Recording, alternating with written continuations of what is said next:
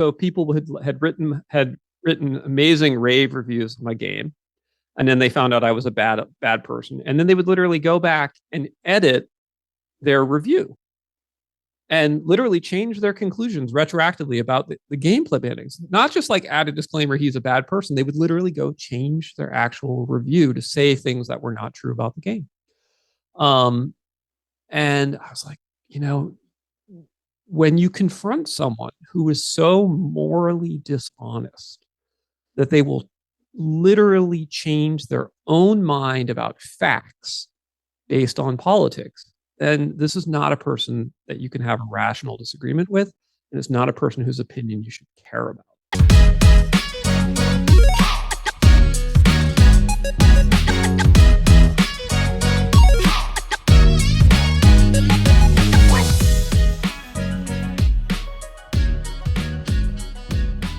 Hello and welcome to Culturescape, the show that interviews the geek creators and influencers that built our modern nerd culture. Today I have with me Alex Macris, one of the most influential people in gaming over these last 17 years, but it's a name you likely have never heard of. And there's a sad reason for that.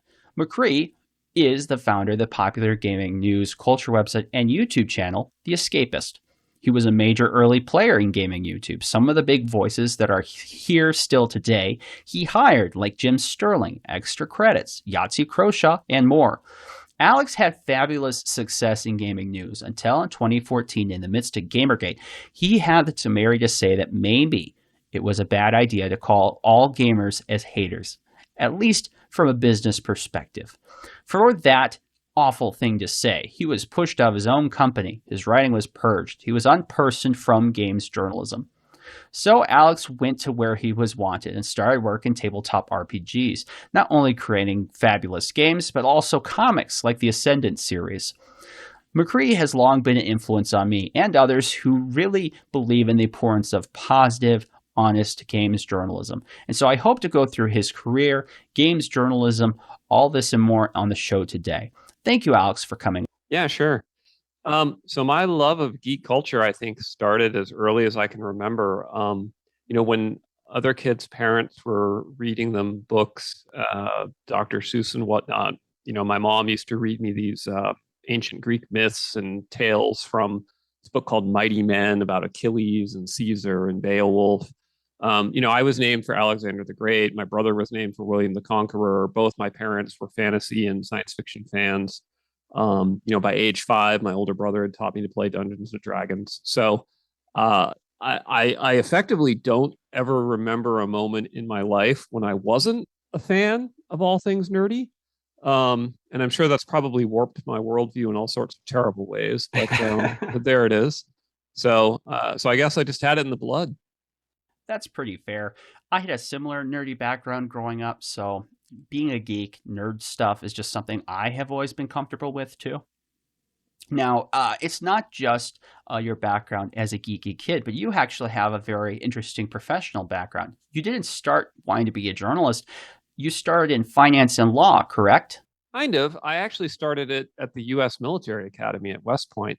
My initial plan was I thought I'd join the military as an armor officer. Um, and so I went to West Point. I was there for my plebe year, my yearling year, and then my cow summer, it's third year summer, and then I resigned. At West Point, they talk about the three-legged stool, which is supposed to be perfectly balanced, and it's your military, your academic, and your physical components of your performance. And academically, I was in the very top 5% of the class. Militarily, I was average.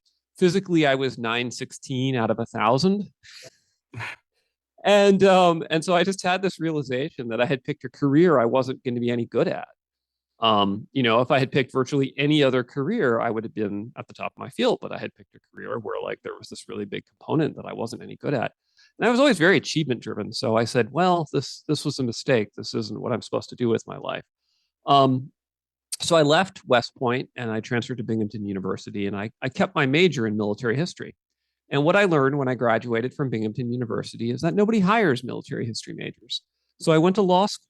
And I was fortunate enough to get into Harvard, and Wow. I graduated magna cum laude from Harvard, um, and took a job with Wachtell Lipton, which was at that time the highest paying law firm in the world, and immediately concluded I really hated law. And, so right around then, the dot-com boom was happening. And I remember I was sitting actually, the real wake up moment for me was when I was sitting in a classroom um, just prior to graduating. It was my last year, my last semester. And I was taking a course called Internet and Society because it was 2000, dot-com craziness at its peak. Mhm. And we have this guest professor for the day, a guest lecturer. And it's a 20-year-old kid who founded ragingbull.com. And I don't even know if ragingbull.com was around anymore, but it had back then, it was a big website for stock investing and had gone public. And so this 20-year-old kid is just telling us how awesome it is to be a 20-year-old dropout who's, a multimillionaire because he founded ragingbull.com. What are the opportunities for lawyers in the internet economy? And he says, oh, yeah, I hire lawyers all the time. I just had this realization if I was going to be an attorney, I was always going to be the guy on the other side of the table. I was never going to be the creative guy. I was just going to be the admin guy. And I didn't want to do that. So I called up my brother, who was a software developer, and I'm like, we're starting a game company. He's like, great. What's it going to be? I'm like, it's going to be on the internet. Internet's going to be big for gaming. And that was literally how it began. So in 2000, your brother comes to you and says, "All right, let's do this." What was your first foray in working into the internet? What was the game plan that you had put together with your brother? So the initial company was called Warcry, and it was an online game center. And the idea we came up with was that it was going to be a portal where developers could upload their games. They'd be available to play online or through digital download. There'd be a micropayment subscription. There'd be a micropayment system where you could purchase the games for small dollar amounts. There'd also be a subscription service. Each of the games could be reviewed by the users. There would be what at the time we called audience pull, which is the games that the audience liked most would get flushed to the front of the site. The games that the audiences didn't like would get hidden. And it was essentially a very, very full featured concept that didn't get implemented for another decade until companies like Steam actually went there, and companies like social media companies in the social media space created various algorithms. Um, Unfortunately, right after we raised our Series A funding, the dot-com crash happened, Uh-oh. and it was absolutely brutal, and we couldn't get a second round of funding. So the whole business plan had been built on build the prototype, then raise the second round of funding. And I really remember trying to raise money from venture capitalists in November 2000, early 2001, and they were like, "Look, this is crazy. No one's going to invest in video games right now. You're wasting your time." Ironically, I think had we gotten the investors and I would have been quite successful, but we didn't get it. I didn't pull the magic rabbit out of the hat. It didn't come together. So I had to shift focus. Oh, that is amazing. The features you are putting together, that is exactly what we have today. That old phrase comes to mind with you here, Alex. It's one of the worst things you can do is being ahead of your time. That seems like the case for that project, but it's crazy to me because you see those ideas are standard all over the internet, not just in gaming. Netflix, Amazon, streaming video, they all have those basic features. That is fascinating. So tell us, Alex, how did that failure in 2001 lead you to start The Escapist in 2005? Yeah, that was at that point early 2001. So what we did was we said, well, we've assembled a little bit of a team that knows about games, and we really firmly believe that online gaming is going to be the future. And so we looked around and we saw that there was this emerging genre of massively multiplayer online role-playing games. At which point at the time we started, there were three. There was Asheron's Call, Ultima Online, and EverQuest were dominating the market. And we thought, okay, this is going to be a really big space. There's going to be a lot more MMOs coming. But most video game companies functionally are boxed product companies. They put something in a box, they ship it out through retail, and then they move on to the next game. They're not structured around supporting an online service.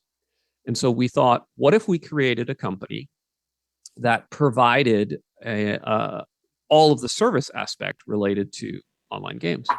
And that became Themis Group, which I founded in October 2001 with Jessica Mulligan as our first president. And we ran Themis Group, for many years thereafter. I mean, Themis ultimately was what owned the Escapist and is what got sold to Defy Media in 2012. So so from 2001 till roughly 2005, I was an online game consultant, and I worked on about 40 different games, doing anything from design consulting to marketing consulting. Wow. I mean, you really were ahead of the curve. Holy cow. You consistently had all these moments of this is going to be a big thing, and it is just not yet. But when it comes to consulting, I guess that point is just convincing other people that you're right. Do you remember what titles you consulted on? Yeah, several. So our first big client was Funcom. So Funcom had released Anarchy Online, and it had gone disastrously. And they were just getting torn apart for the mistakes they were making. And so we got hired on a 6-month contract to come in, teach Anarchy Online how to run an online service business, and kind of revise and improve everything. And we did great. And at the end of our contract, 6 months at the end of the contract, they won Game of the Year from PC Gamer, which no one would have believed on launch. And the former CEO of Funcom remains one of my best friends in the world. We've been friends for 20 years, so that was a huge win for us. That kind of put us on the map. Some other ones I really enjoyed working on. There was a project by a company called Neverax called Saga of Rhizome, and it was this marvelous MMO that had some really groundbreaking new features. Could do mass combats with hundreds of avatars. It was totally zoneless. Really unique world. And so, we partnered with them and did a lot of work with Neverax. The problem that we ran into was that Neverax was heavily restricted by the French. They were a French company. They were heavily restricted by the French government in their ability to have their team work. So they could not pull crunch. They had to have mandatory vacations. And so the game kept getting delayed. And finally, when it launched less than a month before World of Warcraft. And World of Warcraft turned out to be so they didn't have time to cement a player base before World of Warcraft came out. And World of Warcraft, if you remember, I mean, it killed everything. Yep. Just and so that was so the rise of World of Warcraft and how absolutely dominant it became. So what I realized is I said, I don't think there's going to be a long-term future in the Themis Group business because the games have network effects. The value of an MMO is partly determined based on how many other people are playing that MMO and understand the culture and understand why you're awesome to be epic level and so on. And so I realized it was going to be a winner take all business very much. And, or at least mostly, you'd have some small games, but they would be orders of magnitude smaller. Like Eve is obviously successful, but it's an order of magnitude smaller than World of Warcraft. So I said, we have to pivot again. And at that point, some of our marketing contracts had done really well. We'd made some good friends. And so I went to those companies and I said, listen, if I start an online media company, will you pre-buy advertising? And they said yes. And so I raised the funds to start the Escapist from pre-selling advertising for the business that didn't exist from people who knew I was really good at marketing games. So then we launched the Escapist. It's a good strategy, and we'd have to say it certainly did pay dividends for you. So, at The Escapist, in 2005, what were the other game sites at the time? What did you want to do with your site that you felt you could do differently than, say, other sites like IGN or GameSpot? Well, if you go back and look at the state of game journalism in 2005, it was very much treating games from the point of view of consumer buyers guides. Okay. So you had new game comes out, here's the game review. Before the game comes out, you have the preview, you have the trailer, you have the interview with the developer. And it's difficult to buy games. It's not easy at this point to get, free demos, things like that. You still have to go to the store and purchase the game and install it. Not everybody wants to do that. So consumers were really going like, well, this is, this helps me decide which games to buy. And that was Metacritic becomes a big thing in this era.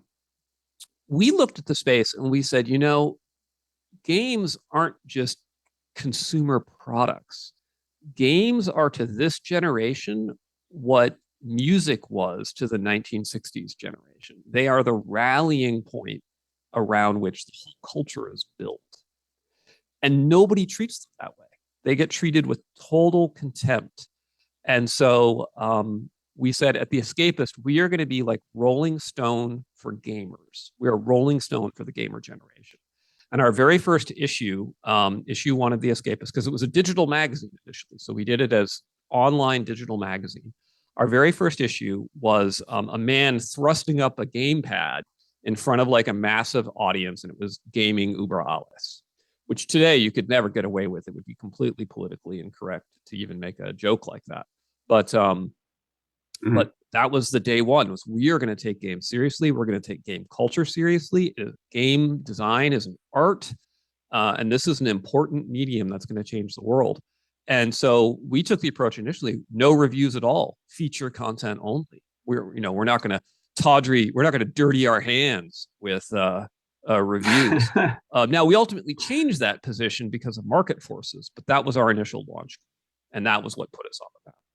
That is interesting. I didn't know some of that. It is interesting to me, especially. I mean, even in some respects today with gaming news, there is this attitude in journalism and in the culture that gaming is a lesser cultural touchstone than other things, such as sports. But I think in some ways that has changed quite a bit since the mid aughts.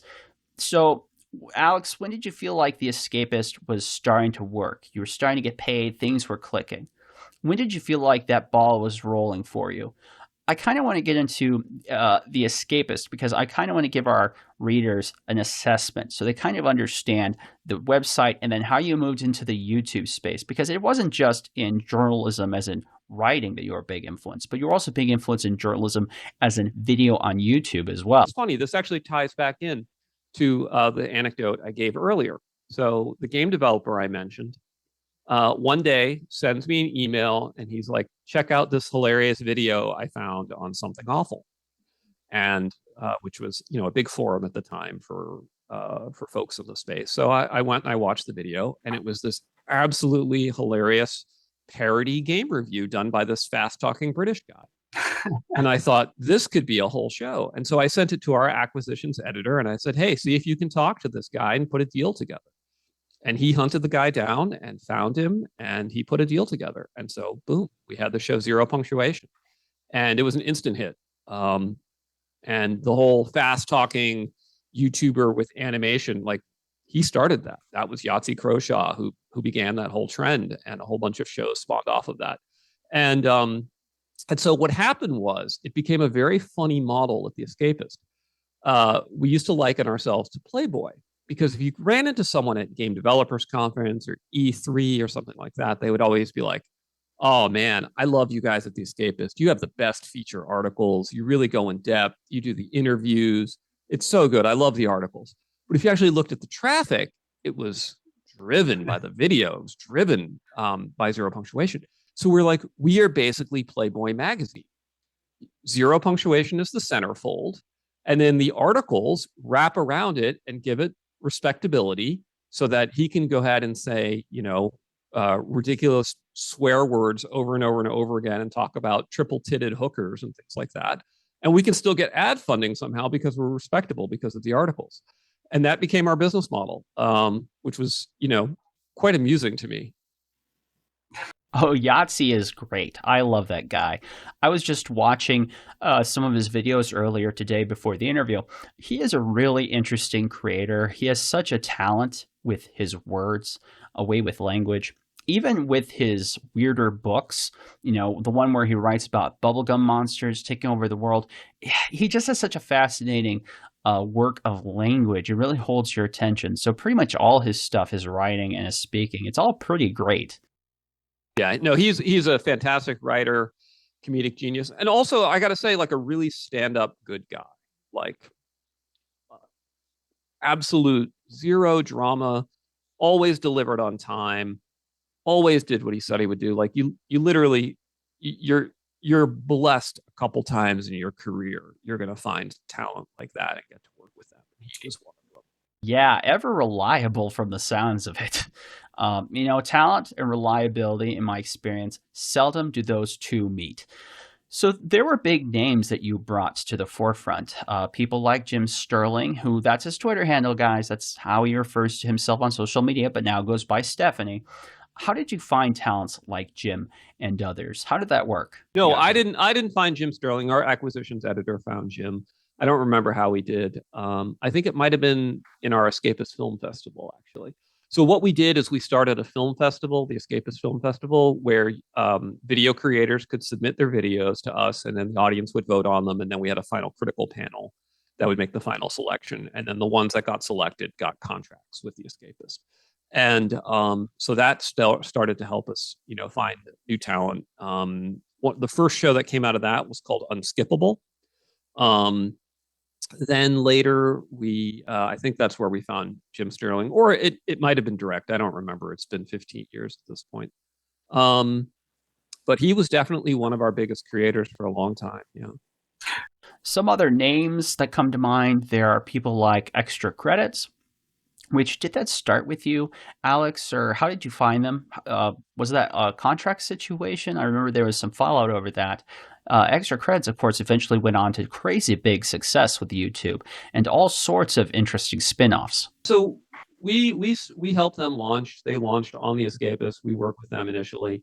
The creator and I had a falling out over T-shirts of all things, and so we released them from their contract and gave them back the rights to the show, and that was that. Yep. So one of those things, dear audience, you probably should know about, and you can see this with Extra Credits and Escapist in general. No matter how popular the Escapist was and their YouTube success, the dirty secret of internet media is that no matter how successful you are, you probably are not making enough pay. This is in reports at the time. Escapist was killing it in traffic. You were regularly leading the pack in gaming news, but the money wasn't there. And this is true now. Making money with a gaming news site is very difficult. And that's why some people say this is an impossible thing to do. Can you talk about any of that? How you were trying to make the finances work at the Escapist, or Oh, is any of that under you're not gonna make NDA? me uncomfortable when the companies don't exist. Yeah, it was brutally hard, and there were many moments when, um, either I or my business partner Tom, were literally, putting the company's payroll on our credit card because we just didn't have funds come in, Dang. or begging our investors for additional funding because a major deal had fallen through. I mean, it was really dark. And what happened in part was that we hit our hyper growth just as the 2008 recession came. And so just at the period when we really started to have our most traffic was literally the moment when everyone started to cut their budgets. Because when the 2008 recession hit, I don't know if you remember, but it was a game industry recession as well. People always said the game industry is recession proof, but it turned out not to be. And what had changed was that by 2008, enough people were playing online games that they could just keep playing their games online, and they didn't need to go back to stores to buy new games. And so the game industry suddenly found itself no longer recession proof. And so they cut all their ad budgets. And then that case cascaded down to us, and it was brutal. We went through rounds of layoffs and rebuilding and layoffs and rebuilding. And yeah, so when we finally sold in 2012 to Defy Media, it was at that point for me a welcome relief because the stress had aged me greatly. Thank you. Yeah. The crazy thing to me about media is that people on the outside, they look at the attention and they think that means money. But just because you have traffic and people talking about you, that doesn't necessarily turn into sales or usable revenue. It is the oddest thing about media that it can get more attention than ever and make even fewer dollars for it. Now, perhaps media is a situation where that's never going to work. It's such a crazy, difficult balancing act, and you have so many people you're trying to take care of. And you want to reward people who are doing well, but you also have to take care of the people that maybe aren't out front earning the attention, but they're important, and you kind of want to get everyone a living wage if you can. It's just like making the numbers work in news is so much harder than anyone outside of news realizes, to the point there I've heard a lot of discussions lately that people are saying, you know what, news, maybe this is just going to be a situation where news is never profitable now, at least when they're more niche like gaming. And this is just something we're going to have to expect. It'll be supported by nonprofit institutions. We'll have different ways to fund it, but it won't be because of all the clicks turning that into funds. Uh, Now, the conversation, of course, goes to other things, like what's the good for the local paper? What's the good for the people? And we're like, what do you do if your site is crashing and you put so much blood, sweat, and tears into this project?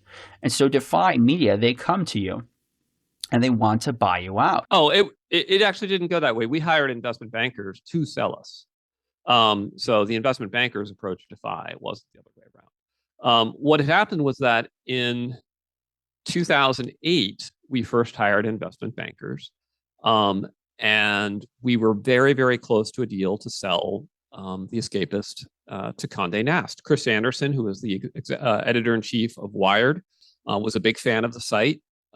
And he recommended they purchase us. And the vice president of editorial that I was going to report into recommended we purchase us. And I figured, okay, I'm about to sell to Condé Nast. Like, this is it. We did it. And then the Great Recession hit, and I got a call from the buy side investment banker, and he was like, "Listen, the deal's off." And I'm like, "Why is the deal off?" And he's like, "Well, I'm laid off, and the whole corporate purchase team is laid off, so there's no one doing the deals." And I was like, "Wow." They just laid off everyone in their corporate acquisitions department. They're like, no deals are happening. So obviously we did not sell to Condé Nast in 2008. And that was partly why we had such a rough time, 2009 to 2012, because we just scaled up for hyper growth. We looked like we're going to exit, and then the rug got yanked from under my feet. And that was a rough couple years for me, and for the team really, who dealt with constant uncertainty and a pretty stressed out boss at times. So come 2012, we felt like the market had recovered. The site was going strong. And so we hired investment bankers again. And we talked to a bunch of different companies. And the one that ended up giving us the best deal was Defy Media. At the time, they were called Alloy Digital. They merged about 6 months later with Break Media to create Defy. So technically, it was Alloy Digital is who purchased us. Ouch. Yeah. Because I was bringing it up. It's like you were bought by one company that then merges / take over by a different company. And there might have been even another iteration after that. So for The Escapist, though, from years 2012 to 15, were those pretty good years for you guys? I mean, I imagine you have quite a few positive memories still. Running a video game news site is really cool. Running a popular site that you helped build from the ground up is even cooler. Yeah, they were great years. So I was actually at Defy Media until I believe 2016, and I got promoted every year that I was at Defy Media. It was very funny when I joined. I thought to myself, finally, I'm in my 30s now, and I'm finally going to see how big companies do business, and I'll learn, improvements to my operational skills, and I'll see how big companies do their finances. And then the president of the company sat me down. He's like, "You have the best run operation in this business. We need you to keep doing what you're doing, and we're going to give you some more stuff. And you have the tightest financials." I was like, "Oh shit, really? Me? My little shop?" So I got promoted every year. I went from running just The Escapist. Then I was running The Escapist and a couple other gaming sites. Then I had The Escapist, and I had all of what was called the emerging brands. So that included our fashion sites, women's sites, girl.com, mommyish.com, a whole bunch. It was about 12 sites. And then I got promoted again. And then I got Addicting Games and shockwave.com put under me as well. And then I got promoted again, and I had break.com under me as well. Break, by the time I left Break, I had grown that site to like 1 billion video views. It was astonishingly big.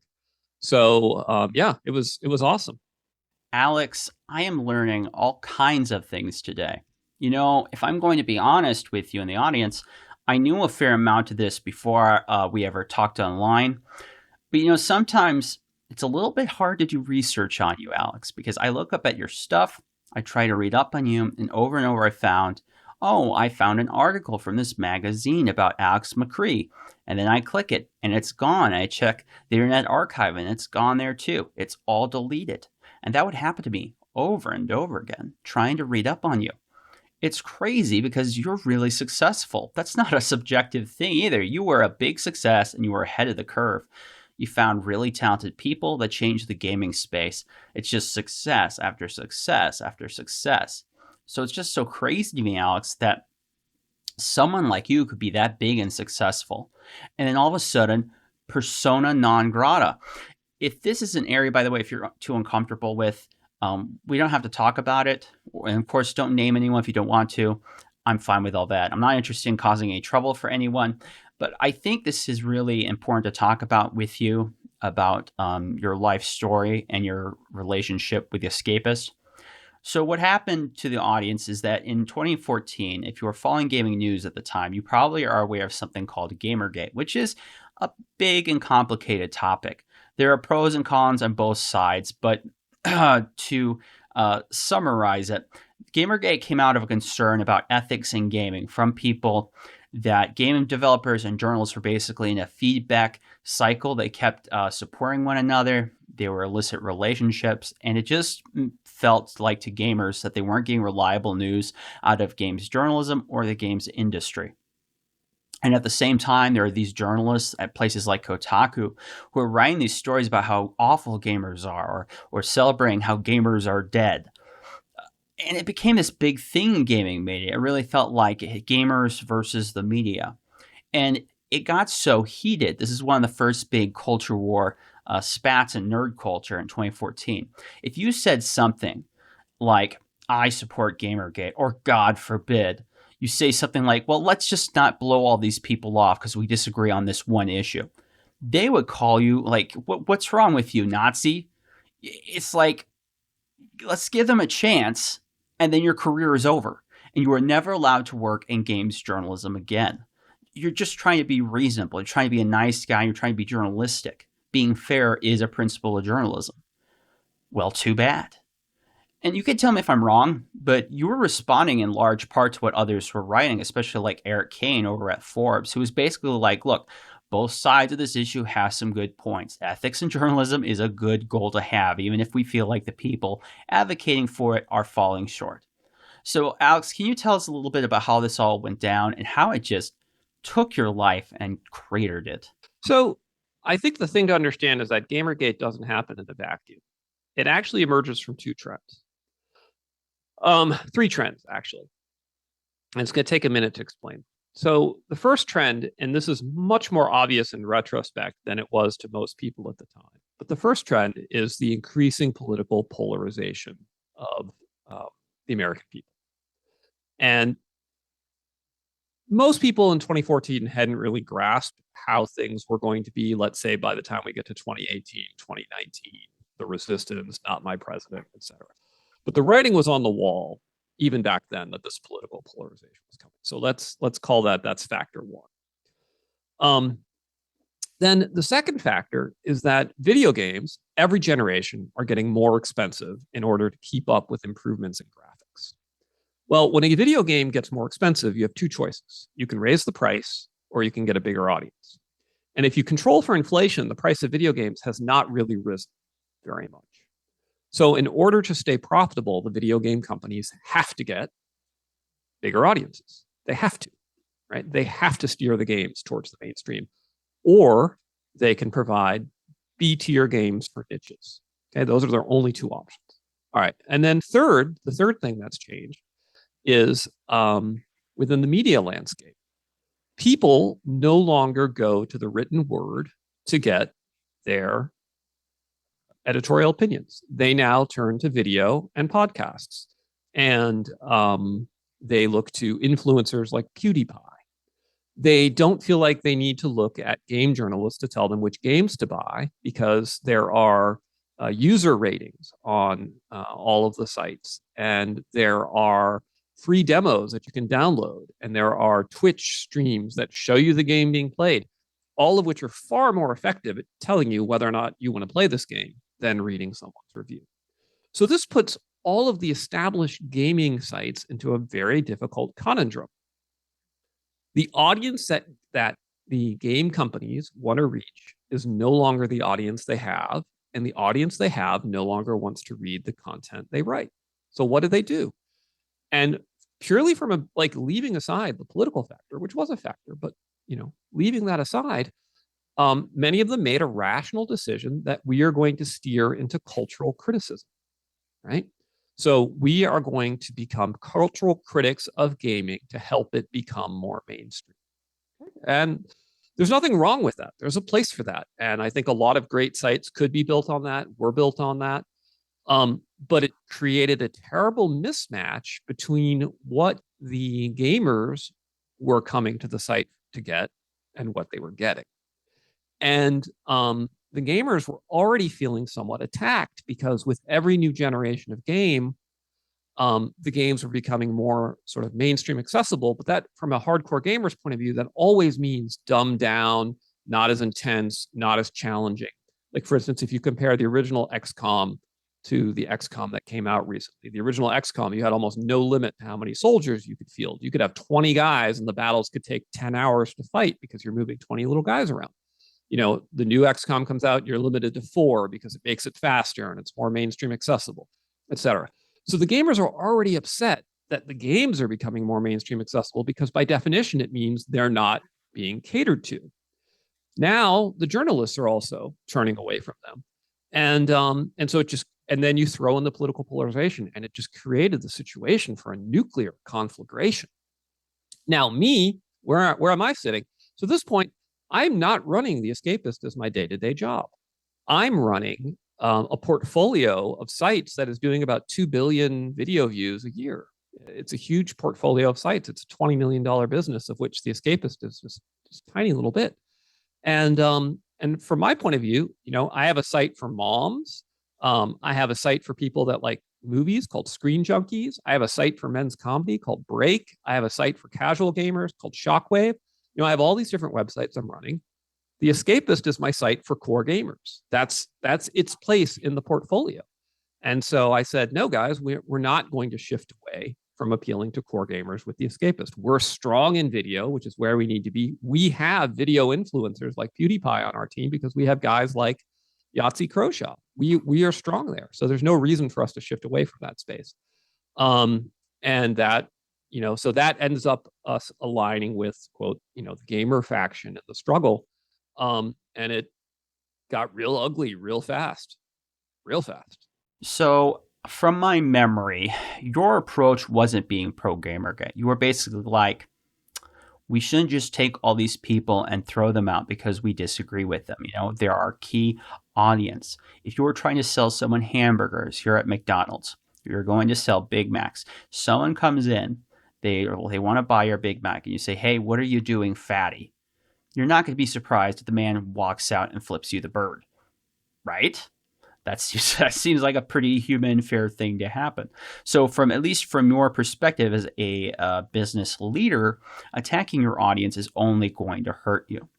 And on top of that, besides being bad business, with your history in geekery, you know that nerds aren't like this. There's so many people in the media who want to make nerds and geeks this huge bugaboo, these evil people. They're so toxic. They're man babies. They're out to get you.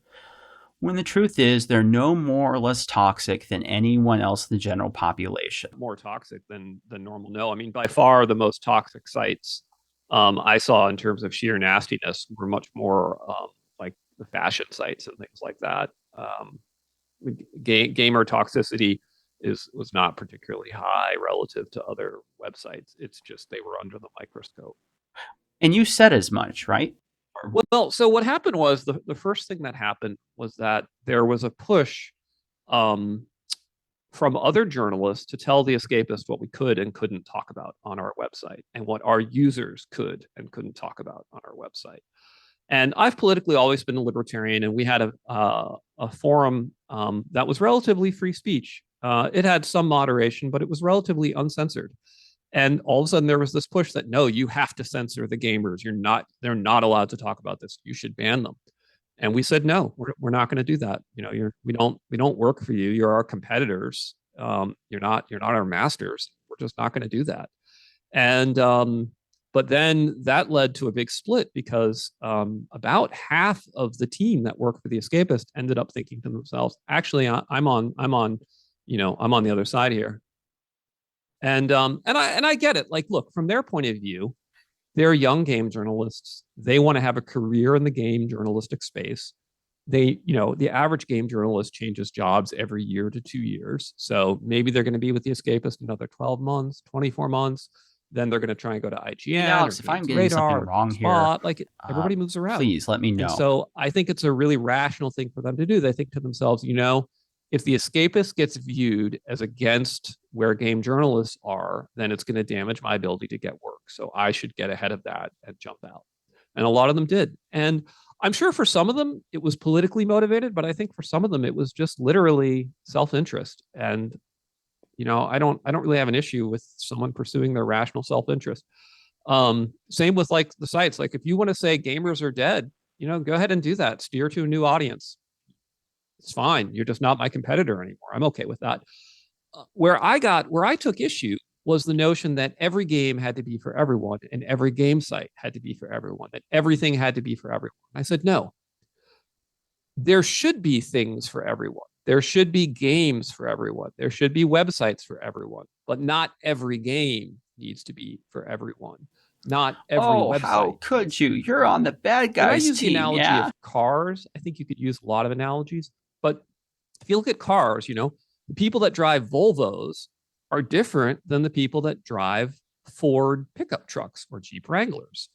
Jeep Wrangler has a whole like marketing campaign that's based on like patriotism and American values. And, they do special editions that look like old US military Jeeps.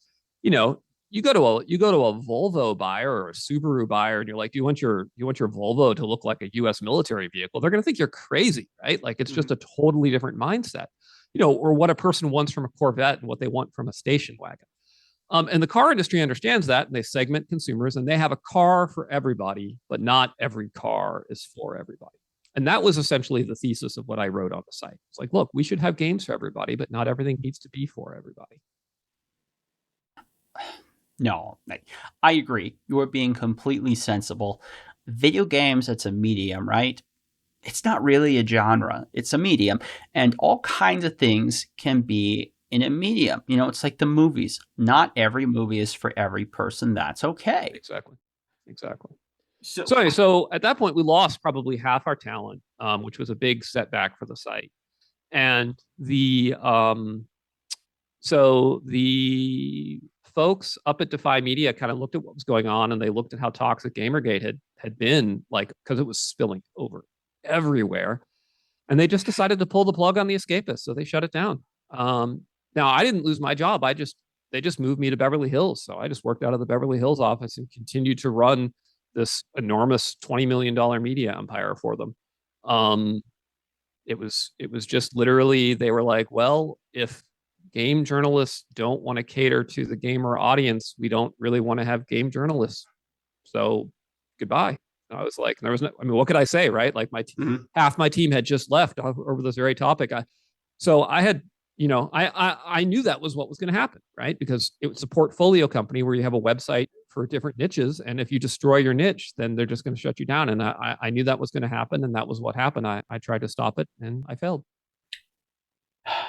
so you're at Defy, and then you work at Defy till how long? I think you said 2016 or so. Is that about 2 years after the start of GamerGate? Oh yeah. I mean, I got promoted again after GamerGate. It did not end my career.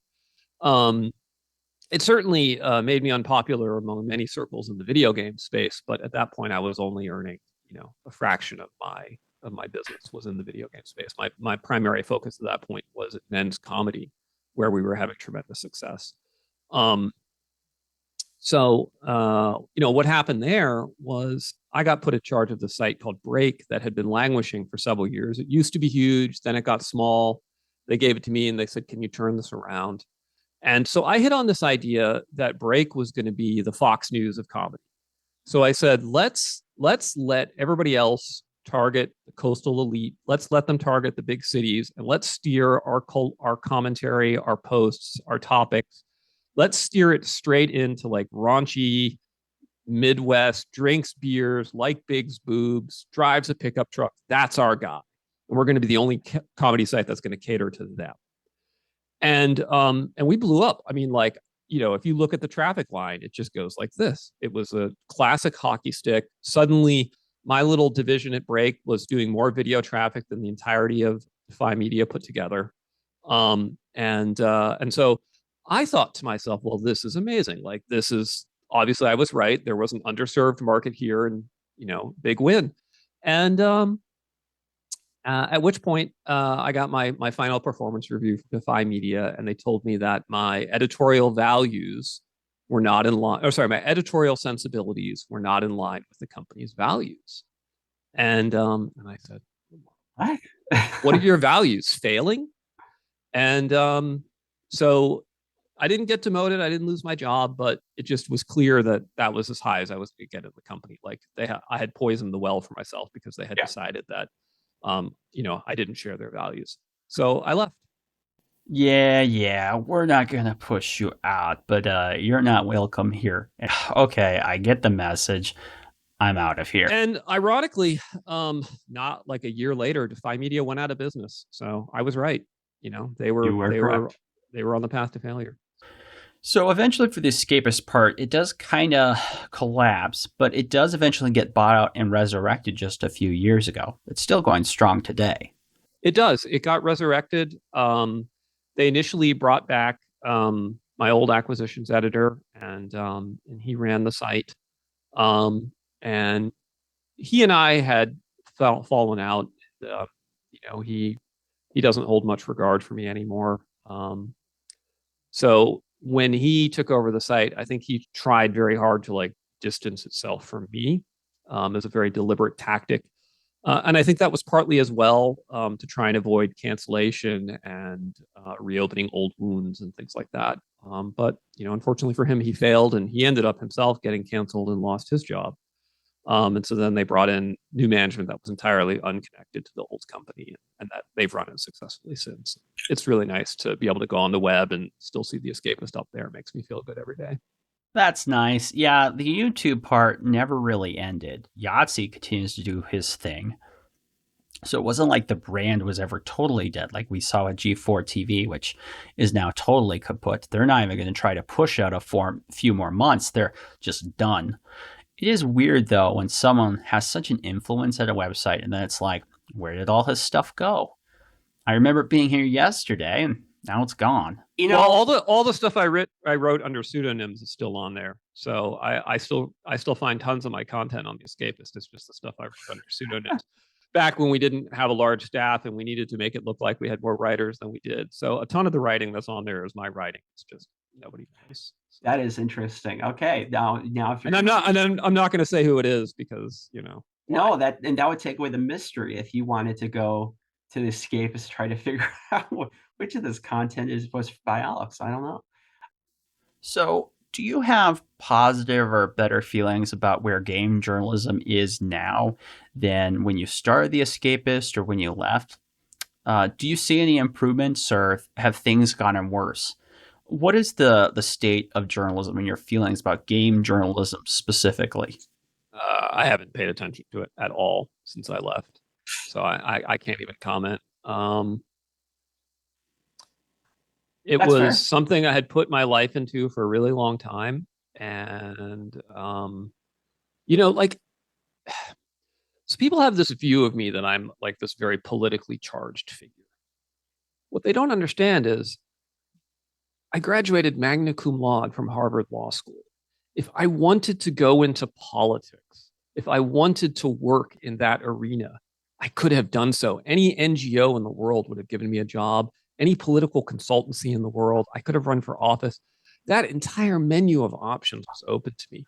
I didn't do that because I didn't want to do that. What I wanted to do was work in the world of nerd culture. And I wanted to build gaming into something awesome. And I wanted to create a better gamer culture.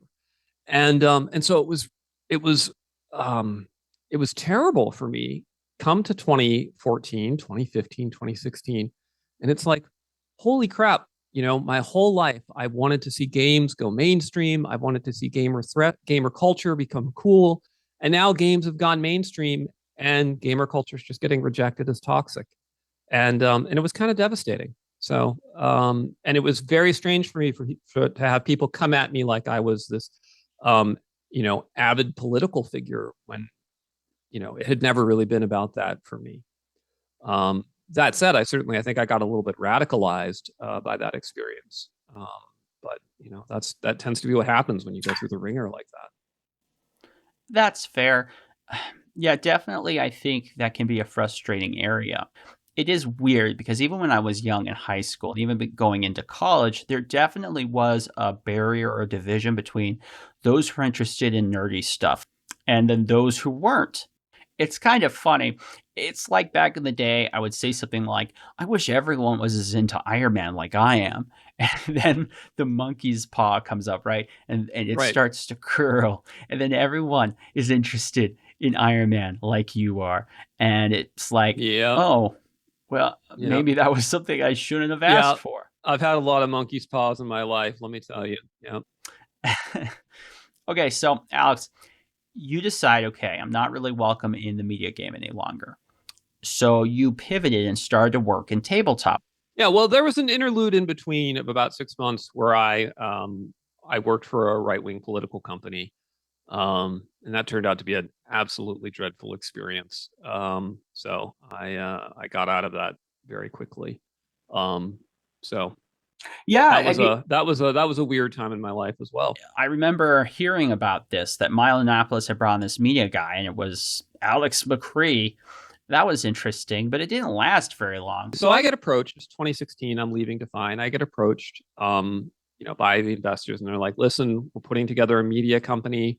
We have this really, really hot star uh, who is, he's going to be the keynote speaker at CPAC. Everyone loves him. His YouTube following is huge. His Twitter following is huge. Um, you know, we want you to head up this business, and make him, the right wing equivalent of politically correct." And I'm like, okay, I can do this. I've built online websites. I've managed talent. Like this is within my wheelhouse. And so I took the gig, and then just everything that could possibly go wrong went wrong. Everything that could implode. Everything terrible that could happen happened. And by 6 months in, I was no longer on payroll, and then 6 months later, after that, I had formally resigned. So That is the problem with being a risk taker. Sometimes your ideas just don't pan out. oh yeah, yeah, I'm like intelligence 18, wisdom 7. What can you do? So, speaking of character stats, you love tabletop. That's where you went to next, right? Yeah, yeah, it was. So I had been playing tabletop literally since I was 5 years old. I wrote a tabletop column at the Escapist called Arbiter of Worlds about how to be a game master. Have run role playing games every week of my life basically since 2004.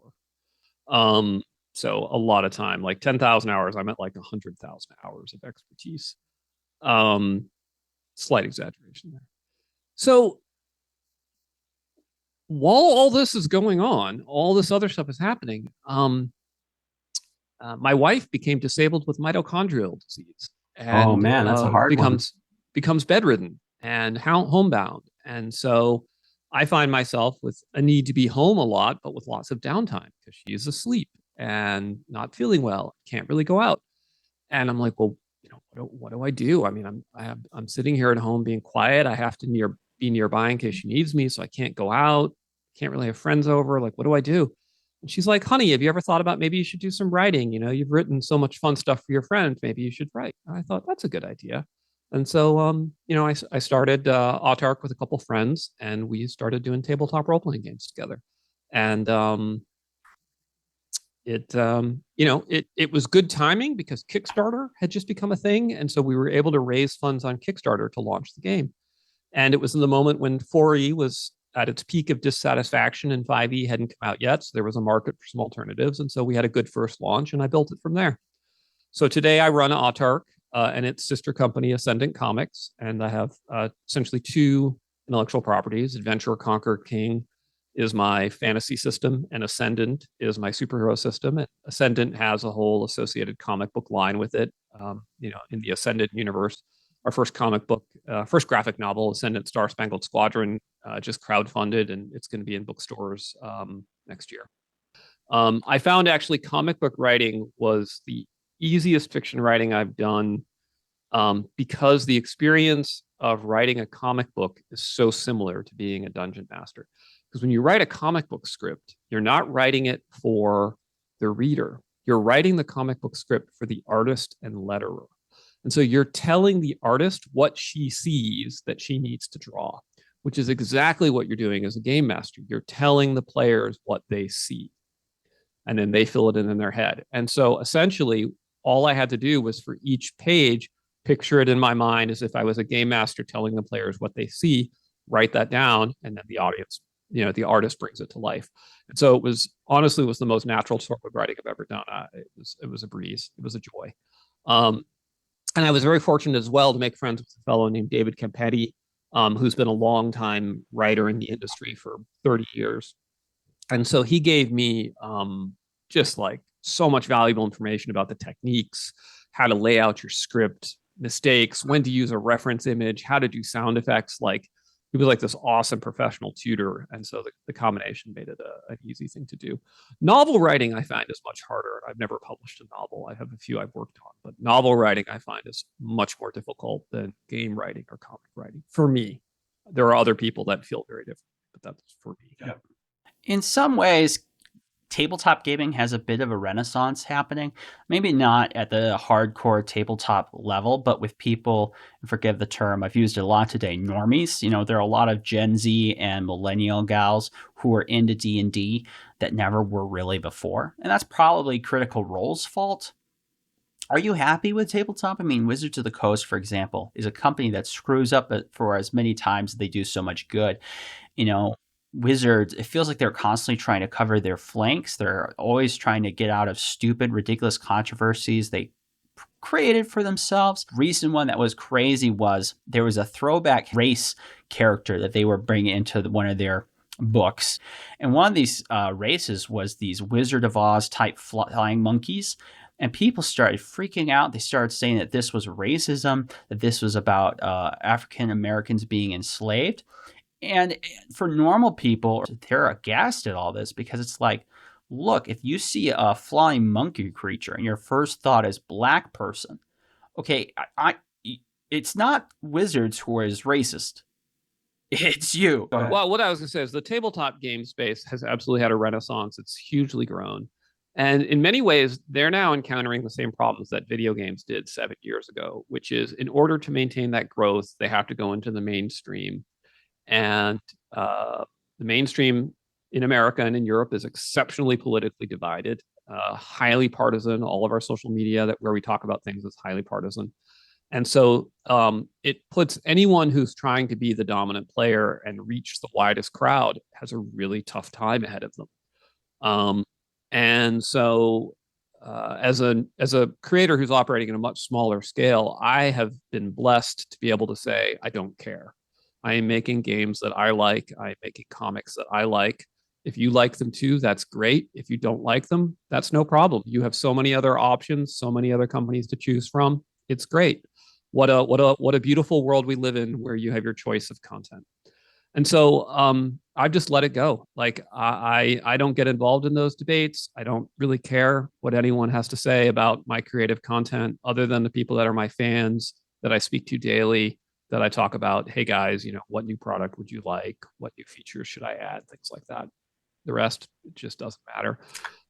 Wizards probably doesn't have that luxury. They're publicly traded and, their CEO is under pressure to show growth year over year. And so they're going to have these problems, but every company is having those problems. Like, doesn't matter what you do, someone is going to get politically upset about it nowadays.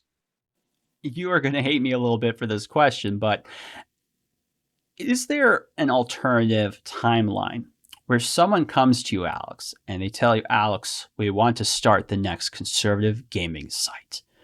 Or, Alex, I want you to come and you are going to make a tabletop magazine or review site, the biggest that's ever been. Do you think they could coax you to going back to working Yeah. in media? Partly for the reason you said earlier, the money. The money's just not there.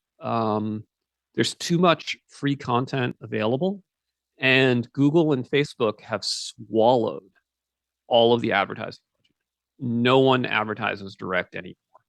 Um, they either do purchase on Google, they purchase on Facebook, or they do what's called programmatic advertising, where you simply go to a network and you say, this is the sort of person I want to reach, and then the ads just show up wherever. And so, whereas when we ran the Escapist, we had direct relationships with clients who were coming to us because of our audience, because of our brand, because they wanted to be associated with that. All of that is gone, and it's just an online auction house. So I have a good friend who's one of the most talented salespeople I've ever met in my life, and he spent most of his career doing online ad sales, and was basically the reason the Escapist stayed in business as long as it did. And he left the online ad space. He sells enterprise software now because there's just there's no money to be made. So I'm like, if the best salesperson I've ever met in my life can't do it, I just don't think it can be done. I think the new model for media is going to be more individual creators working in small teams with hybrid models using subscription, things like that. And I should add that the fact that individual creators can now go out and start their own Substack or their own Twitch channel and get subscription revenue also has had a huge impact on media companies, because part of the reason you would want to read, let's say, Newsweek was because of the George Will column. But if George Will thinks to himself, well, screw Newsweek, I'll just go start a Substack and connect the Cut out big the middleman. subscription dollars. Well, what is Mhm. Newsweek going to do? Because every guy who's like George Will can do that. And so I think that makes it harder, and that has contributed greatly to the sort of dumbing down and genericization that we've seen in content. So I think media has a bleak future ahead of it. I would not want to be an investor in a media company right now. I agree with your analysis as far as I can see. There's so much changing in this space. AI is at such a place right now that it feels crazy. Like, is there any job that AI is not going to be able to do? At least there's no artistic job that AI is going to be able to take over. And it makes me feel like I wish media had handled things differently. We have all these major gripes, and there's so many ways, someone like me or you who have been pushed on the outside or on the outside, they know they can improve it and they're unwelcome there. And it's frustrating. And at the end of the day, look, it's dollar to donuts. The money in gaming and news just isn't there. And with media, it's basically all these people are scrambling over, the life raft that gets smaller and smaller. The best way to describe it is like people who are playing musical chairs on the deck of the Yeah, Titanic. And that is just yeah, so very much. frustrating when you're someone that's like, I know how to save this boat. And we just keep playing musical chairs. Well, Alex, I really appreciate you coming on the show today. What are you working on? I mean, right now I'm working on the Ascendant Star Spangled Squadron sequel. I have a publishing deal with Bain Books, so the comic books are going to go out into bookstores, which is really exciting. I'm working on the Ascendant Platinum Edition. So the first printing of Ascendant completely sold out. We hit #1 on Drive-Thru RPG. We sold out all of our stock. We hit platinum bestseller. It was very exciting. So I'm going to be doing a re-release of Ascendant with a second printing and the first source book. That'll be out probably next month, 45 days. Then after that, I'm working on something called the Adventurer Conqueror King System Imperial Imprint, or AXII, which amuses me. And that's going to be not quite a second edition of Axe, but a compilation of a lot of the Axioms articles and source books and things like that into a revised core rules. So I don't call it a second edition because it's going to be backwards compatible with everything that's written. But it'll be certainly a more up-to-date reference because the core book is now 11 years old. So that's my immediate future. Long term, I've been building a bunker. I've been buying a lot of food. Storing up a lot of water, storing up a lot of ammunition, and I think when the nuclear war comes, I'll be ready. You one of those people that comes out here to South Dakota and buys one of those super bunkers that used to be part of a military base or something?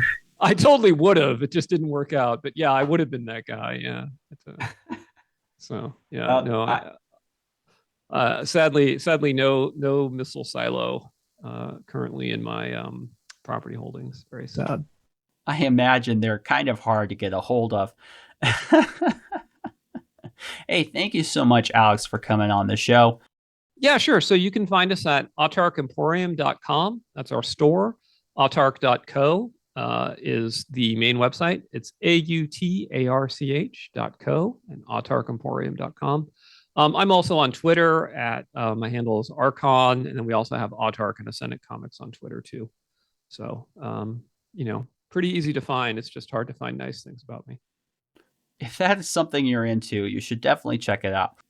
Well, and to all of our listeners, thank you for being here on Culturescape. Wish you guys all the best. Until next time, folks, keep on geeking out.